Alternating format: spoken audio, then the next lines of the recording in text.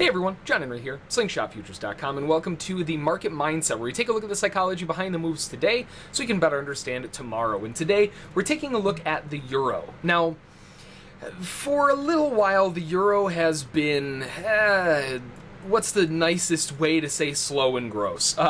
It's been very slow over the past several days, going on a couple weeks now, and we're finally starting to get a little bit of volatility. Now, that may be due to the fact that we have FOMC and a few other larger news announcements later today, but still, we're getting a little bit of volatility. When we come in this morning, we start at 8 o'clock, but before that, we still want to know what's going on. They tried to make a rally to the upside, and a huge sell-side move right back down. Now, that low edge, if the market comes back to that area, that's going to be a big area of interest. The primary reason behind that is the sellers were stopped dead in their tracks right around the previous low a day, and they gave back a good 70% of the move before trying to come down.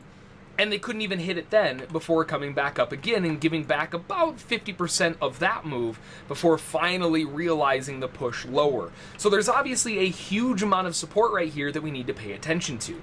Also, going in context of the market itself in terms of movement, we have a new low, a new high. They cycle down into a new low, into a new high, into a new low. This could easily just be the bottom of a cycle before it goes right back up towards the highs.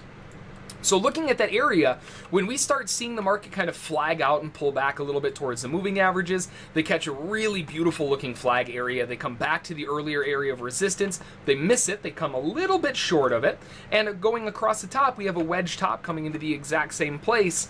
There's a big reason to believe that there's likely going to be at least some resistance here. And when you have a huge bull engulfing candle completely engulf the bear entry, absolutely no follow through, and when they finally get triggered in, right, it goes a couple ticks above the entry bar and then immediately dumps right back down through the lows.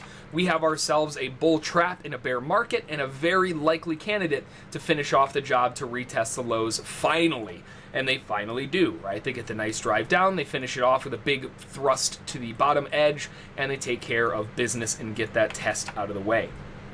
Now, once we hit that test, we're now starting to think, well, wait a minute, if they missed it here, they missed all of it here, they gave back 70% of the move here, another 50% here, and now they finally get back down and they can't even follow through, something's wrong, right? Sell side is off the table. We're no longer interested in selling because there's it's too much likelihood of a trap. It's selling directly into that kind of support, no thanks, right? So we have sellers that try to come in, it doesn't even trigger them in. Big clue. Sellers try to come in again, bad candle, beautiful candle, horrendous follow through. Another really big clue. And now we have sellers trapped in the market at an area of major support. And even though we do have a bear bias on the day, we're very low in the move, and we've recently just seen a huge amount of failure. In context, it makes a lot of sense to go for a short-term long to try to get the rally back up. And you can see buyers weren't really convinced. We had that big bull bar, really bad follow through, but never went against them. Bad double doji, bad good candle, good follow through, and then it pauses and turns right back around. So likely a lot of traders took profit as we started kind of meandering our way back up towards that earlier range high, and it took a push back down. Now going into the lunchtime session here, going into 11 o'clock, a huge bear bar down in a very strong trend in an area that all of the buyers basically liquidated. That's a pretty good reason to look for a possible sell going into the lunchtime hour to drive the market back down. Major objective, not a new low. We're looking for a retest of that major support. That major support level is a big clue, and that's all the market was able to get. So overall, a really good day of just kind of psychological warfare, if you will, on the euro. A lot of back and forth. Overall, the bias is still bearish, but we ran into a couple situations where the buyers had a pretty good argument. So you definitely can trade both sides. Timing is everything, though. So hopefully you learned something. Hopefully you found it interesting, useful, a little bit entertaining, and we'll see you next time.